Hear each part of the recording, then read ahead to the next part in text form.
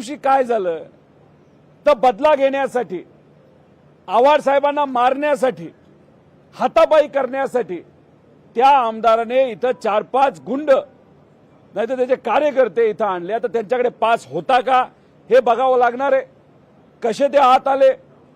आणि मग आव्हाड साहेबांना कोपऱ्यात घ्यायचं आणि त्यांना हाणामारी करायची, या हेतूतून हे लोक जेव्हा तिथे आले आणि आव्हाड साहेबांवर हमला करायचाच, त्याच्यातच एक नितीन देशमुख नावाचे पास घेऊन आलेले जे काही कार्यकर्ते होते, आव्हाड साहेबांचे राष्ट्रवादी शरदचंद्र पवार या पक्षाचे कार्यकर्ते होते, यांच्यावर हल्ला झाला, मारापिटी झाली.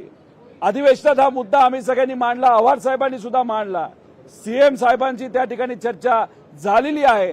पण अशा पद्धतीने आमदारावर हल्ला करण्यासाठी बाहेरून भाडेकरी त्या ठिकाणी आणले जातात, गुंड आणले जातात आणि तिथे असणारा सामान्य कार्यकर्ता नितीन देशमुख याचे कपडे फाडले जातात.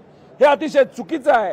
अख्ख्या महाराष्ट्राने ही घटना तिथं बघितलेली, ही गुंडाशाही आहे, ही दडपशाही आहे. आणि आपल्याला जर सत्तेचा एवढा अहंकार असेल तर तो आपण इलेक्शनच्या माध्यमातून तो त्या ठिकाणी उतरू, पण सरकार आणि अध्यक्षांच्या माध्यमातून, सभापतींच्या माध्यमातून आव्हाड साहेबांवर त्या ठिकाणी जो हल्ला होणार होता या बाबतीत कारवाई झाली पाहिजे, शहानिशा झाली पाहिजे. आणि आव्हाड साहेबांना तिथं मेसेजेस आलेले